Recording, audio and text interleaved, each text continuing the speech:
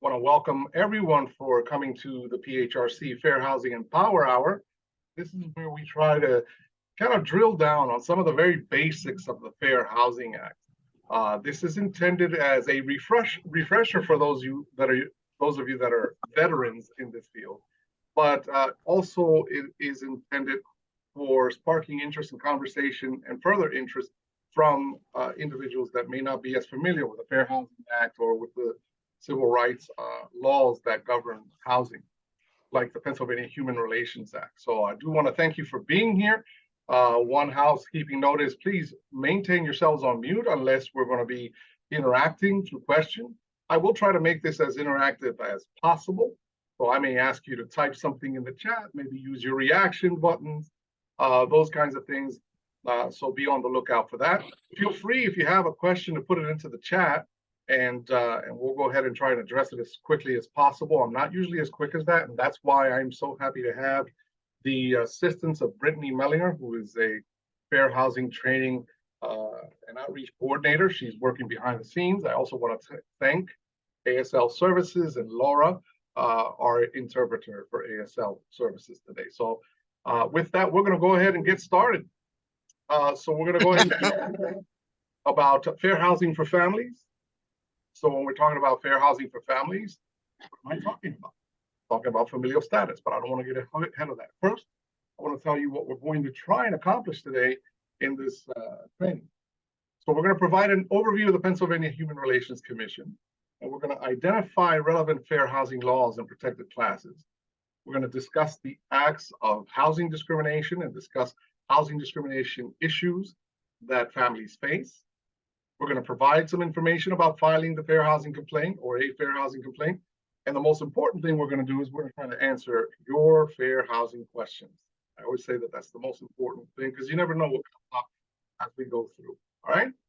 So let's go ahead and go on to the next slide where we're going to talk about the Pennsylvania Human Relations Commission. And we have a two-part mission. The first is to enforce the Pennsylvania non-discrimination laws, like the Pennsylvania Human Relations Act, the Pennsylvania Fair Educational Opportunities Act. And we also promote equal opportunity for all in PA. But how do we do that? Next slide, please.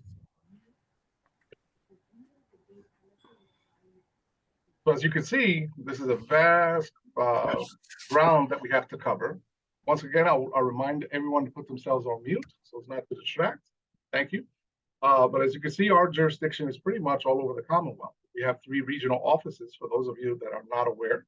We have one in Pittsburgh, and we have one in Harrisburg. It's the lighter area in the center of the map there.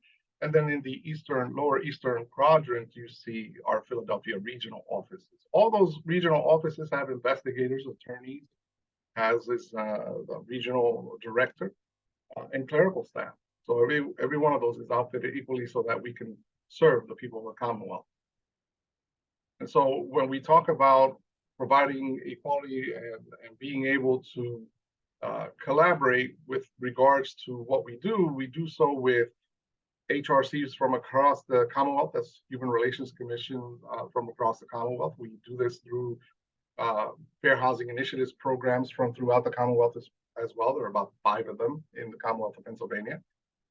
We work with municipal governments. We have the Intergovernmental Task Force. In short, we try and collaborate as much as possible because it's taken collaboration to build up these systems that segregate and discriminate. It will take collaboration to dismantle them as well. Next slide, please. So non-discrimination laws in Pennsylvania, like the Pennsylvania Human Relations Act, cover employment, housing, that's our focus today, commercial property, public accommodations, and primary and secondary education. And of course, the Pennsylvania Fair Educational Opportunities Act handles the post-secondary education. Next slide, please. So we're going to get into fair housing laws. Let me ask, and you can put it into the chat. Oh, they put the slide on there. I was gonna tease everyone and just say, when I say fair housing laws, put into the chat for me. What are some of the fair housing laws? What are some of the fair housing laws? Just put it into the chat. I know you saw the slide, so you can cheat a little bit. That's okay. What are some of the fair housing laws that you're aware of?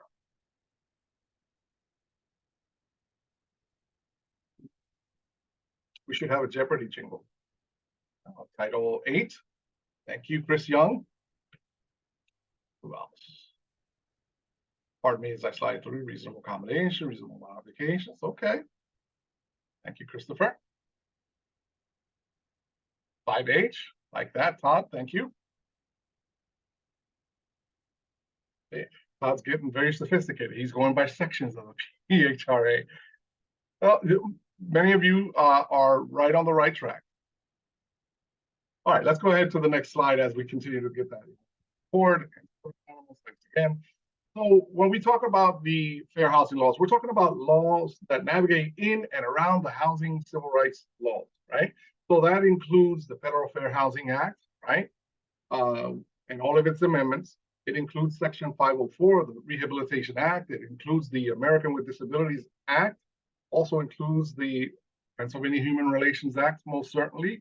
It also includes your local ordinances, right? Because you have to check your local ordinance because there are some protections that are afforded in a locality that are not afforded in the Pennsylvania Human Relations Act or in the Federal Fair Housing Act. So one such example is source of income, which is protected at State College in Philadelphia and also in Erie, Pennsylvania, but it is not a protection that is afforded in the Pennsylvania Human Relations Act, just for an example. Next slide, please.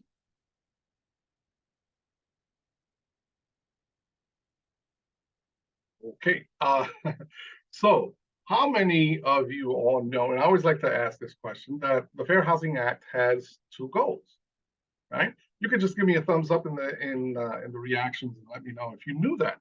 But the Fair Housing Act actually has two goals, not widely publicized. You kind of have to dig in and find it, but it's in there and it's been in there since 1968. The first of which is to end housing discrimination or to prohibit fair housing discrimination. And how do we prohibit fair housing discrimination? We do so by, providing a reaction to a complaint that was filed, to investigate, litigate, mediate those cases, right? And so that's one way to do it, and providing outreach as well.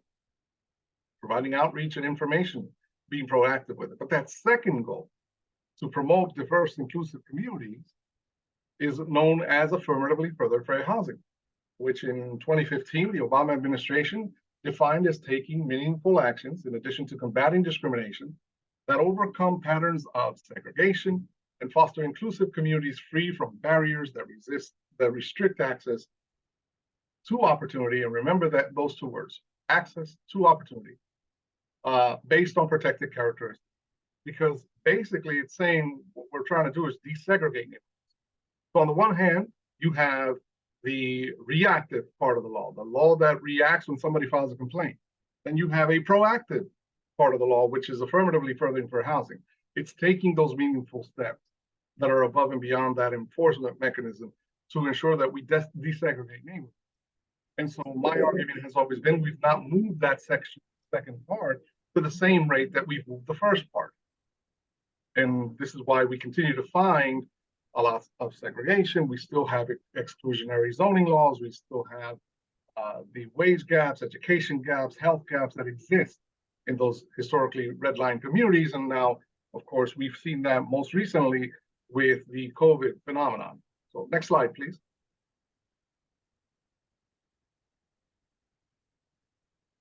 So what do fair housing laws cover? Fair housing laws cover the sale, rental of housing, and housing-related transactions. So what are some of the transactions that are out there, right? What are some of the transactions? Let's put that in.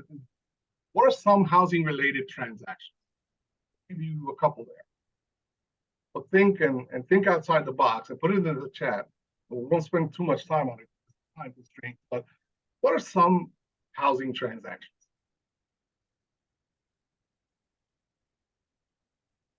Open houses. Yep.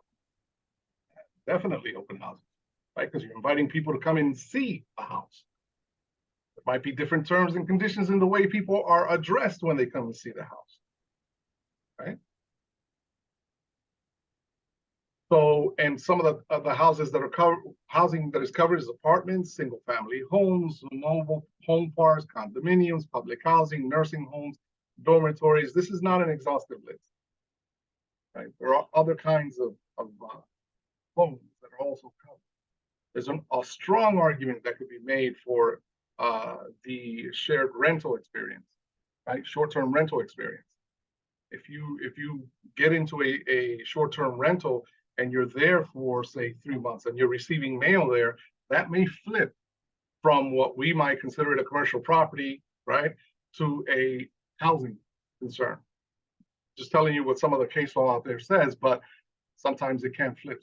It's not a set list. It's not an exhaustive list. There's more out there that can be looked at. Some shelters are covered under this as well.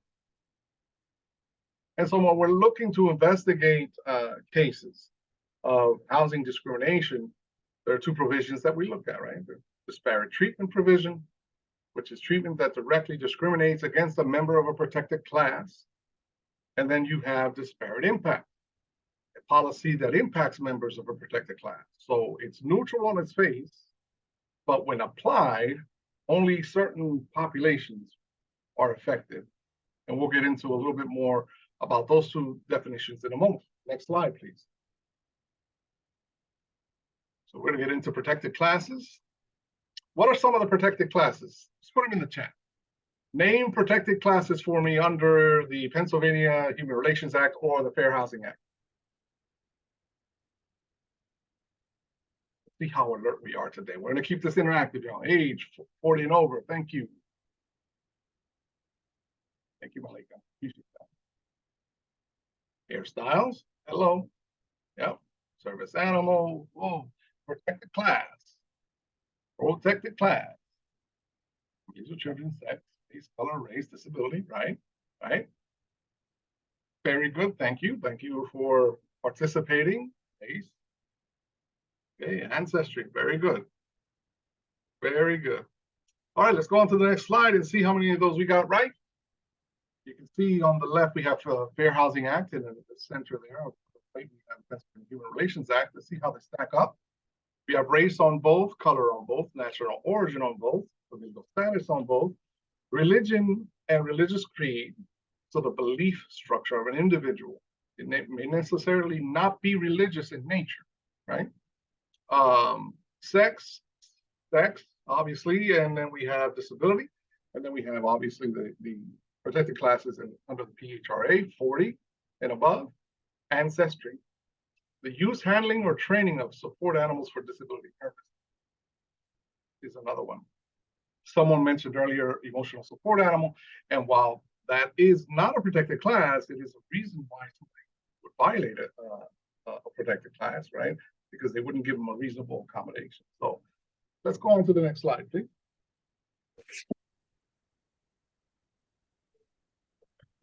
So let's talk a little bit more about familial status, since this is what our focus is on today. When we define familial status, we're defining it as families with children under the age of 18 living with parents or legal custodians. So pregnant persons are included in this, people securing custody of children under the age of 18, and of course, foster children are also included, right? Go ahead to the next slide. As in anything, there's usually some exemption, right, regarding a protected class. In this case, the familial status, and these are also age-related. In other words, they're age-related because they're children under the age of 18, and so there are some exemptions to the familial status protected class.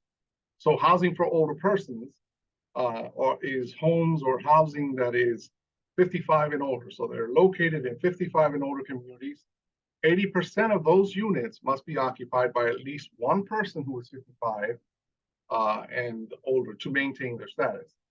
So if you imagine you got 80 units, you got 100 units, 80 of them are filled with at least one person that is above the age of 55. They don't, if it's a 2-bedroom, only one person needs to be 55 or older.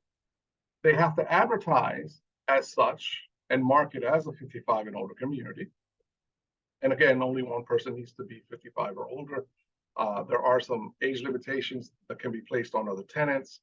Um, they can deny residency and or access to facilities, services to children and those under 55. However, they need to be consistent. Like in anything, you have to be consistent in the way you apply the rule. And also, there may be a need for a reasonable accommodation for a, I don't know, a living relative that is a caregiver that may not be 55 uh, and older. So that there might be, sometimes there's a grandchildren. I grew up with my grandmother. So anywhere she went, I would go, and I was her interpreter and her physician, the whole 9 yards. So as a caregiver way under the age of 55, there were places that she would get that was 55 and older, and I would be allowed to live with her. So that's that exemption there. And then you have the 62 and over communities. They have to be certified by the government as such. Must be 62 years of age to live there. No one under 62 is permitted. However, again, reasonable accommodation might require that a person that is a caregiver under the age of 62 may be living and may need a key. You may have to look after them. So those are taken on a case-by-case basis. We'll go ahead on to the next slide.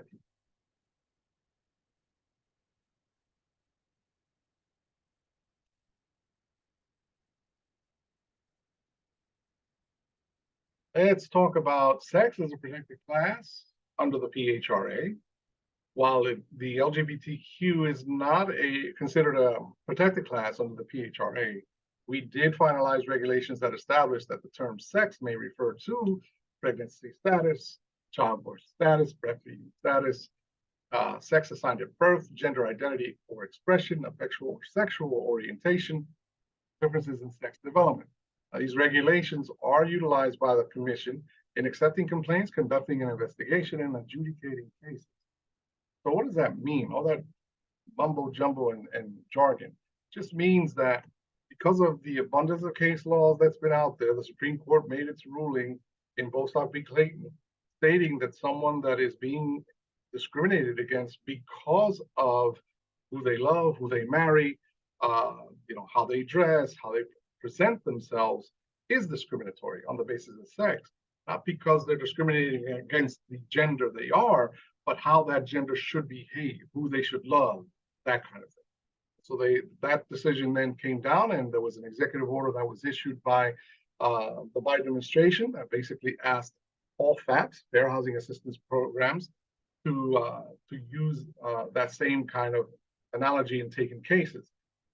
2 years or 3 years ago now, we had taken the steps of putting together a guidance very similar to this regulation that recognized that fact. So it's nice that everybody else came to the party recently, but we were on this about 3 years ago.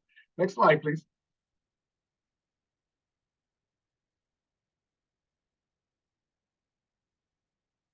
Let's define disability: a physical or mental impairment that substantially limits one or more major life activities or person's major life activities. And there are some examples there in the blue box of major life activities. The first one, caring for oneself, walking, seeing, hearing, speaking, breathing, learning, working. This is not an exhaustive list. It goes on and on, right? So let me ask you in the chat to put what other examples could be other examples of a mental or physical impairment that substantially limits one or more major life activities. You can see there, they're talking about working and learning and breathing and speaking, and those are the easy ones. Are there any others that you would all suggest? And you could go ahead and put that in the chat for me. We won't spend too much time on this. I just wanted to see. Lack of concentration. Thank you so much for that. Concentrating. Yep.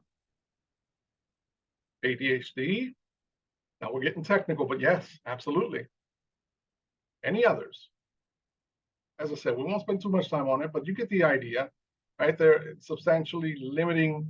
Now, let me ask you this, and you can put it in the chat as well. Is the fact that it could be an episodic, is that important? Does this stop it being from disability, yes or no? So here's an example. All right, I'm beginning to say no. That's correct. The fact that it's episodic means nothing, right? Because when it occurs, a person can have diabetes and they're completely in control. The moment that sugar drops, they lose all control of concentration and being able to care for oneself, they have now been impaired. Okay, somebody used the migraines example.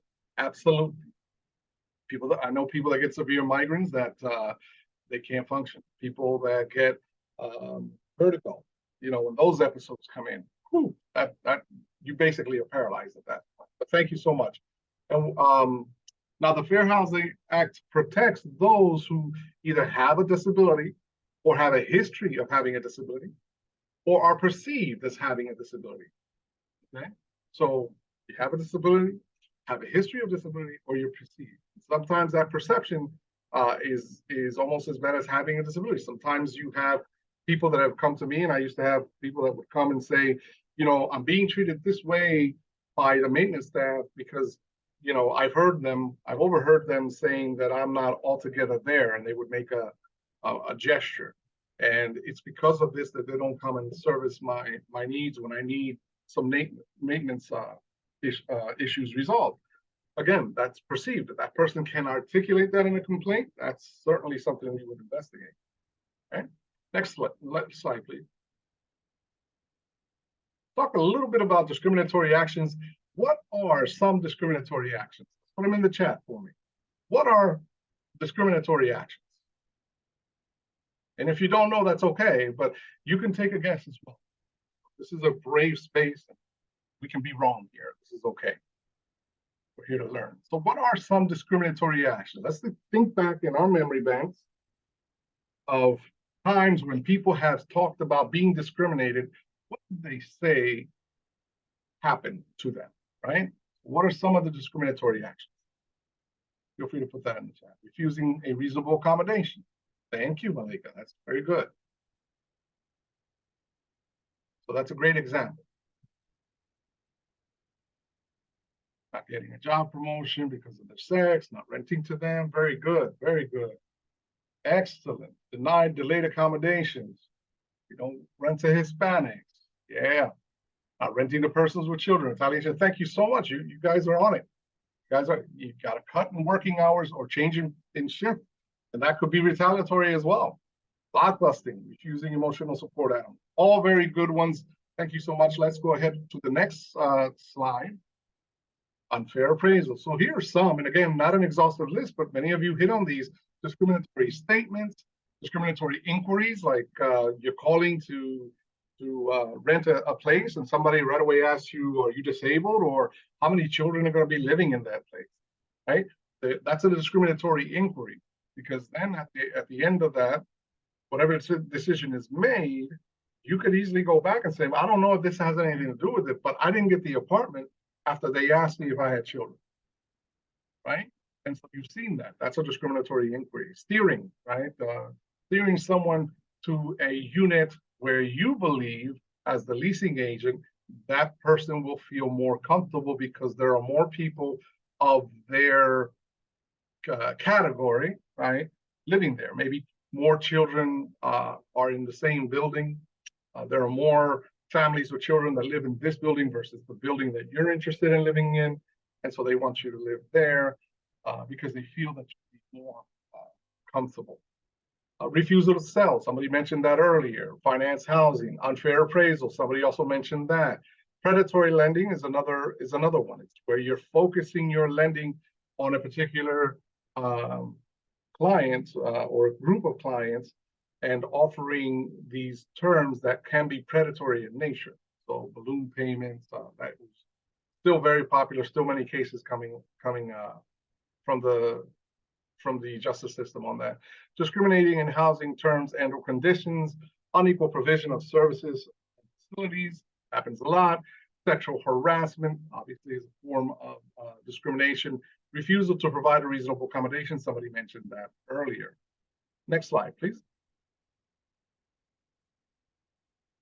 So families, we're going to get into a little bit of this.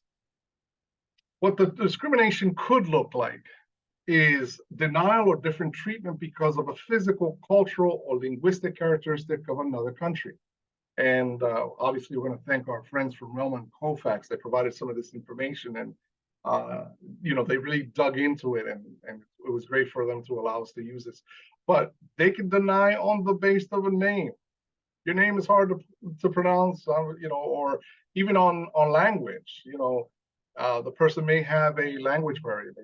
English is not their first language. And I've heard of cases where people come up and say, listen, I'm not even going to bother with them because I can't communicate with them. Well, that's no excuse. Look for a way to communicate. Everyone has a right to live free from discrimination. Citizenship requirements is another one. Oh no, they got to be, are you legal? Do you have green card? Da, da, da. These are all questions that come up. They provide unequal services. They target for predatory loans based on language, right? And in particularly in my community, we have this thing where, oh, great, they're trying to reach out to us. Be careful how they're reaching out to us, right? Compare the offer that you're being offered to the offer that someone else that is not within your protected class is being offered, right? Harassment and intimidation. Again, those are just some examples of what the discrimination may look like. Obviously, not all exhaustive. Go on to the next slide, please. And sometimes there are occupancy standards. And we get this a lot. Local governments may set occupancy standards limiting the size of a household by unit size. Housing providers should not restrict beyond local occupancy standards without a legitimate non-discriminatory reason. Right?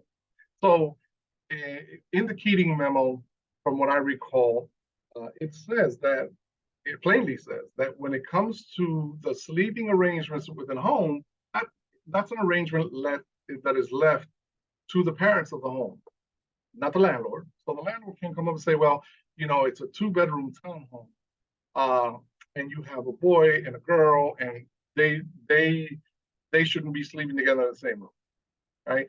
Those decisions are left to the parents. Those are not decisions that are being made by landlords. And sometimes you'll find that that's what somebody will do when they refuse. They'll come up and they'll say, I'm refusing because it's not going to be suitable for you. You have a boy, you have a girl, they sleeping in the same room. That's a no-go. You don't know what the sleeping arrangements are. Mr. Landlord, Mrs. Landlord, you don't know what the sleeping arrangements are. For all you know, the parents are probably going to sleep in a pull-out in the living room, and they're going to give each child a bedroom. You don't know that, nor should you dictate that. An unborn child or infant should not count towards the number of residents in the household. We find this a lot, seen a lot of these cases, right, where they've counted the fact that someone is going to have a baby. Housing providers should not require children of different sexes to stay in different rooms. Again, coming back to the Keating memo, it's also in the HUD handbook. That's not a decision that is made by the landlord. And sometimes we come across that in those situations as well. Let's go on to the next slide, please. Steering, we talked a little bit about this. Real estate agents, leasing agents, and property managers may not steer households with children to a certain floor area or building a property. And so safety concerns like, well, I'd love for you to have this unit, but as you can see, it's a second floor unit, and I'm a little concerned about your child maybe falling off the balcony. Appreciate the concern, but let me do the parenting and you do the renting, right? It's basically the way it works. But safety concerns are not a reason for a housing to choose to share all housing options to the household. If a real estate agent, leasing agent, or property manager is asked about school districts, it should refer the prospective resident to reputable database resources, not offer personal opinions. So what I usually tell real estate agents and property managers when they get these questions, like, so what's the neighborhood like? Or somebody will come out more directly and, I haven't seen a lot of diversity in this neighborhood. What's this like? I always tell them, the best thing you as a housing provider could do is say, well, take a look at the Zillows, the walkability scores, and so on and so forth, the census information, and make your own informed decision based upon that.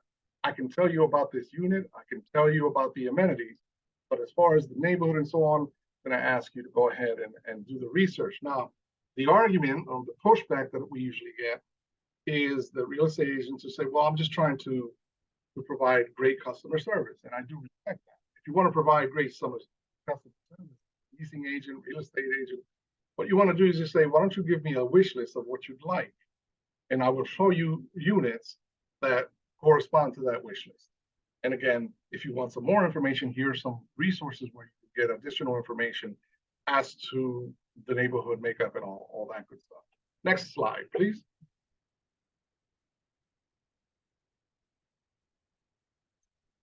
Lead exposure. This was, well, it's huge in Pennsylvania, right? Because we're a pretty old state. We have a lot of old cities, a lot of old construction. Many of that old constructions in predominantly historically redlined areas. And so exposure to lead-based paint can be harmful to children under 6. Why is this important? Lead-based paint is common in older properties. As I said, built before 1978. Property owners may not prohibit families with children from renting properties with known lead-based hazards, but those issues should be fully disclosed, right? And so in many cities, there are programs, lead abatement programs, or at least lead awareness programs where they have to let the tenants know that this place was constructed previous to 1978. There might be some lead. Particles of lead are heavier than air, and therefore in the windowsills, around the door jambs, and so on and so forth, it needs to be cleaned up. And so there's an instruction that goes along with that. What ends up happening is that because landlords don't really want to let people know, what they do is they try and not rent to families with children under the age of 6. That's the byproduct of that. It's like, I really don't want to have to deal with that. I have to deal with the abatement stuff and talking about the certification that safe and so on. So I don't want to deal with that. That's what we're finding. And so good to keep an eye out on those kinds of complaints if you find people are being denied. State and local resources may be available to remediate lead-based paint hazards. And there are some programs out there on the state level, but there are also some localized ones as well. And again, a lot of this, if I go back to the redlined speeches that I've done in the past, a lot of this could have been remediated years ago, but because we did not pay attention to remediating and making sure that our neighborhoods were free of segregation, we kind of let those properties fall to the wayside. We didn't have the upkeep on those. And so we continue to allow those to deteriorate, not update them, not renovate them at the same level that we've done with properties outside of redlined areas. Next slide, please. Use of facilities. Housing providers should examine rules and policies to ensure that they are not unfairly restricting households or children. Some examples. No child may use the pool without direct supervision of a parent. No bicycle or toys may be kept in the porch. Now, these seem like pretty benign policies. And, tell me in the chat if you believe that these are fair policies. Are these fair policies? Just give me yes or no in the chat. Are these they sound like common sense policies to you? No child may use the pool without direct supervision of a parent. Or no bicycles or toys may be kept in the porch area.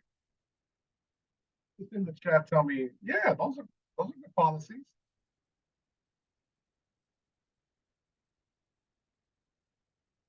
I think this, all right. I think the child safety for the pool is legitimate. Thank you so much. Appreciate that. Yes, the first, but not the second. Like it. Yes, seems safety oriented. Okay, very good. These are fair and without preference specific to the class, not a parent, but okay. All right, so this is where disparate impact comes in, right? It is a policy that is neutral on its face, safety oriented. However, when applied, it impacts families with children more so. Yeah. So there is a disparate impact issue there because basically you're saying you can't use the pool if your parents aren't around. So it becomes more of a hindrance, a barrier based on protected classes. And these are very superficial examples, but I've seen these before. For example, the second example here It's a real quick rewrite. All you have to do is come up and say, no bicycles plays may be kept on the porch. Well, that has a direct correlation with children. So why not this? No personal items may be kept in the porch or balcony area. No personal items. It eliminates, right, that direct targeting of a family with a child. Right? On the first one, no child may use the pool without direct supervision. No one may use the pool without a lifeguard on duty. Or you may use the pool at your own risk, right? And it's posted. You've seen that in many, you've seen that in beaches, you've seen that in pools, public pools. So yeah, it's all about a rewrite and making sure that you're not targeting someone. And so the best practice and policy should be crafted to address the problem behavior, right? What's problematic and safety concerns, not the protected class. And again, these are targeted. No child, no bicycles, toys. Who plays with toys? Children play with. Right? Next slide, please. Talk a little bit about the complaint process. So first thing, people should know that the Pennsylvania Human Relations Commission does not ask about immigration status when complaints are filed. Right? We're not going to report anyone for filing a complaint to the U.S. Immigration and Customs Enforcement. Not what we do. Right? Pennsylvania Human Relations Commission does provide telephonic interpretation when assistance is needed in languages other than English. Right? So that's the important thing. And a lot of times, people don't file a complaint. These are the main reasons why they won't, because they're afraid about their status, or because they don't believe anybody will speak to them in their language, right? Or they're going to be reported. Next slide, please. So the intake process, if you believe you've experienced housing discrimination, your first step is to contact and connect with the Pennsylvania Human Relations Commission's intake team. Now, you'll be asked to fill out a housing questionnaire, and I'm not going to all the minuscule details. I wanted to keep this light and airy, right? Might be some other details here, but kind of give you an idea of what this process is like. You'll be asked to fill out a housing questionnaire, provide your contact, what you experienced, right? What happened, and who you're filing the complaint against. Those are very basic. So you need to know who you're filing against. You need to know what happened. You need to know, how you were made to feel. Those things are all important. The intake team will assess your information to see if this is a situation that PHRC can investigate under the law.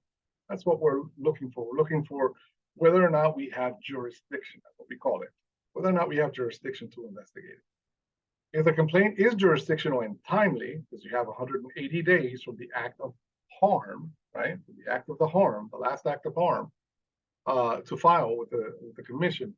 We'll look at for timeliness. It's within those 180 days.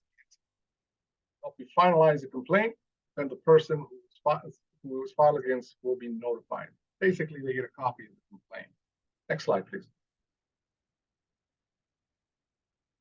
Now, you'll be asked to provide information to a neutral investigator, and that's the other thing that people should know. We operate on a strict level of neutrality. We're not on one side or the other. We're on the side of the law and whether or not anybody's violated that, right? The investigators are not attorneys, okay? They don't function as attorney, meaning that they're not working for you directly. They work for the Commonwealth. They work for the people of the Commonwealth. And so their job is to collect the facts from you and to contact you as the investigation warrants. So there are times where you may not hear from an investigator for a couple of weeks. That's because they're still investigating. But as they need facts from you, if there's a rebuttal, right, that's something you should understand. If there's a rebuttal need where we need you to rebut a point that was made by the other side, by the respondent, as we call it, or the person that's being filed against, then you're certainly invited to rebut what they say.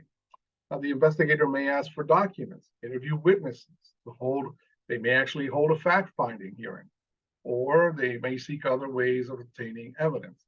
They may visit on site, they may take measurements. It depends on what kind of case it is, right? The investigator will also explore if it's possible to settle the case before finding. So there might be an opportunity to say, hey, you were denied this reasonable accommodation. They've seen the errors of their ways. They're going to provide that reasonable accommodation. And so at that point, the complainant would be able to say, well, you know what, that's all I wanted to begin with. If we could settle it and I can get that and nothing else happens, I'm good, right? But if that doesn't happen, the case might proceed to a finding. And there are two possible outcomes. First one would be a probable cause finding. Probable cause just means that the evidence exists that basically supports your claim that discrimination occurred. In other words, there's a sufficient amount of evidence to take it to the next level, right? Which could be a public hearing. Or there's a no probable cause, which means there just isn't sufficient evidence to support your claim that discrimination happened, okay? If probable cause is found, the case might be conciliated. That's the first thing that we're going to do, is we're going to try and conciliate the case, right? Because that's what the act tells us to do, right? First thing you want to do is get these parties together and see if we can find some kind of agreement point between the two where they might settle this. If that doesn't happen, then it may advance to a public hearing, or it could be filed in court. At this point, the goal is for us to seek a remedy for the discrimination that occurred. Has anybody ever made whole? I mean, it really depends on each individual. What is whole for them, right? And even in this kind of venue, sometimes depending on the egregiousness, you can't satisfy. You can't make somebody completely whole. But because attitudes do change during the life of an investigation, you always want to go out there and offer an opportunity to settle, because people do change their minds as they go through. So that's something that we always hold open for people. The amount of time that it takes to investigate a case varies based on the evidence collection, the speediness of responses, and other factors, right? Sometimes when you're dealing with property owners, many of them are not represented by attorneys, and it takes them a while to get an attorney they can trust, an attorney that's affordable, right? And so the attorneys may come up and say, can I get an extension because I just got this case? And so sometimes you'll see a case goes a little longer than it should. Lately, our folks here at the PHRC are doing a fantastic job at going through those cases and getting them done in a timely and efficient manner. Next slide, please. So what are some of the potential housing remedies? You'll look on the left, it has the list of remedies, and then you have the impact of those remedies. So, if you were denied the housing, well, you may actually get a chance to purchase or lease the home or stop an eviction. And the impact of that is the complainant is able to access their housing. Remember those two words, access, opportunity. You might have been denied a reasonable accommodation or modification. So in this particular case, that becomes your remedy, that they actually allow you to keep that emotional support animal. They allowed you to build the ramp that gets you into your home if you needed that. They allowed for you to have grab bars installed in the bathroom areas. And so the complainant at that point has the disability-related housing needs addressed. Changes to the lease and or other policies. Right? If there were policies like the ones we read not too long ago that have a disparate impact against families with children, then the resulting changing of those policies would allow the complainant and other tenants to have fair lease terms and policies. We would require a posting of fair housing notices. Why do we require that? If there's a conciliation, we are a party to that conciliation. Because we are a party to that conciliation, we require a public relief element, which means we want to make sure that it doesn't happen again and that people are informed that certain laws need to be followed. So posting of fair housing notices, tenants, homeowners will have the knowledge of fair housing rights. We're going to require training for respondents. The respondents will have knowledge of fair housing responsibilities. And again, that's part of a public relief, right? Reimbursement of fees and out-of-pocket expenses. If you had an ESA and they denied you, and on top of which they were charging you $50 a month, and it's been 6 months that you've been on this case, you should be able to recover the money that you paid in that pet rent for the last 6 months, right? Reimbursement, money for humiliation and embarrassment. Those are hard to quantify, but a lot of our investigators will ask complainants to keep a personal log of how this has affected them throughout the life of the case. And then once it gets to that point, then it's up to legal and hearing examiners to kind of calculate, put the formula together and say, there should be some money for humiliation and embarrassment. And then civil penalties would mean that respondents would have to pay costs for violating the law. And we start at $10,000. The first incident, then it progressively goes up if you're a frequent, if the person is a frequent violator of the PHRA or Fair Housing Act, that number grows exponentially. Next slide, please.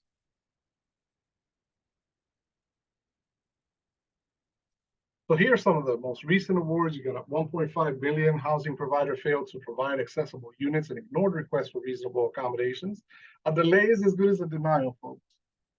Somebody who could come up and say, well, no, I never denied them. I just didn't get back to them. Well, that's, according to the housing proof elements under HUD, a delay is a denial. So there is 100,000 there. Maintenance worker sexually harassed a female tenant. Pretty self-explanatory. You have a $90,000 settlement there. Housing provider revoked the lease and failed to address neighbor harassment based on race. That's a recent one, as is the last one. 77,000 housing provider made discriminatory statements and refused to rent to a household based on familial status. They actually said to them in a text, yeah, that's a no-go. Okay. Next slide, please.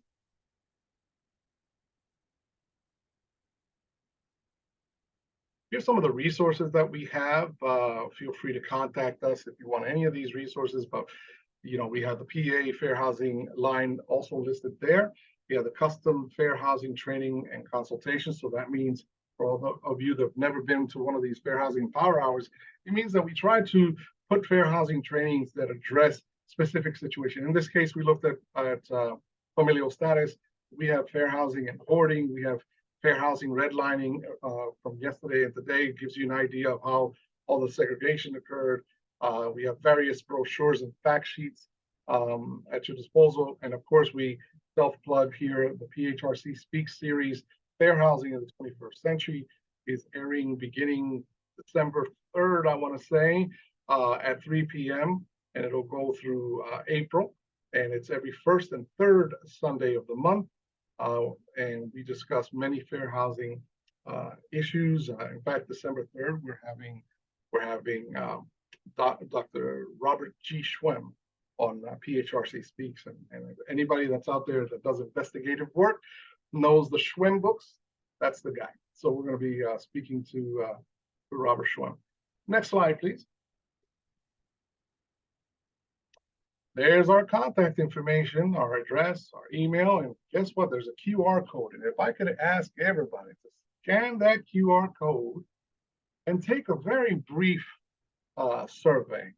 These surveys not only let us know whether or not we're hitting the mark with these trainings, but when we get some of the information like what other people would like to learn about, then we set upon a path to make sure that we develop those trainings and provide those.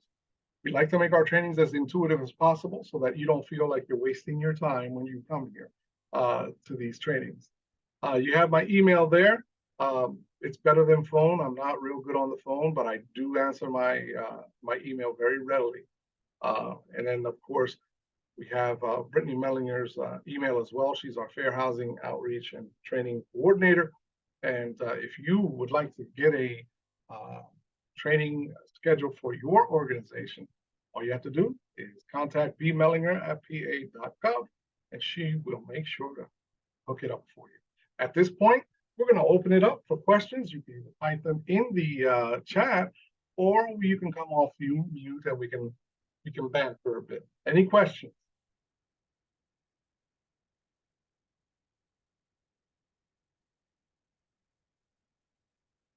I gave you a lot of information. You're welcome, Kathleen. Thank you so much for attending.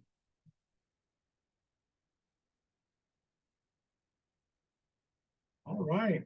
I actually have a quick question. Sorry. Okay. As you know, a lot of jurisdictions are cracking down on short-term rentals, aka Airbnb. Mhm.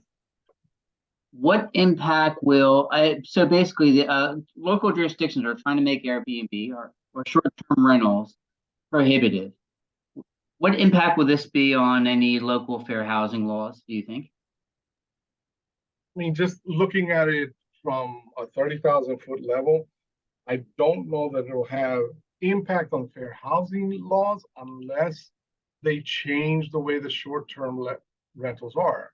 Right now, we'll take a short-term rental case on a case-by-case basis, right? We'll look at that. Okay, somebody was denied because they had children. We've seen this in the news where they're being denied access to a short-term rental. I won't call out the name, but they'll be denied to a short-term rental because they have children. Or in some cases, they will deny because the children are 18 and over, but the fact that they're 18, they want to deny them the short-term rental because we're looking at spring break and that kind of situation. So it's really case by case. But I have heard that there are some efforts to minimize short-term rentals. I'm on the fence about that, to tell you the truth, because on the one hand, we have a deficit in affordable housing all over the Commonwealth. And the housing that is being produced is either high rent, exceedingly high rent, or it's going to short-term rentals, which again eliminates the ability of people to rent affordable housing. It takes away from the inventory. So I'm kind of on the fence about that. As for whether or not it'll have an impact on fair housing laws, the jury's out on that. I know I wish I could have answered it better for you, but Thank you. any other questions, comments, concerns, complaints? All right, so you gained about 6 minutes of your day. Don't ever say we never gave you anything. I want to thank you for coming to the PHRC Fair Housing and Power Hour. Feel free to reach out. And again, I'm going to remind you, if you haven't already done so, please scan that QR code. There were about 30 of us on here, right? And so, well, there were 41. If I can get 50% response, I'd be very, very, very, very happy. And so would Brittany. So I also want to, again, thank ASL Services and Laura for helping us out with ASL translations. And until next time, everyone have a great day. Have a happy holiday season. Be safe. We'll check you out next time.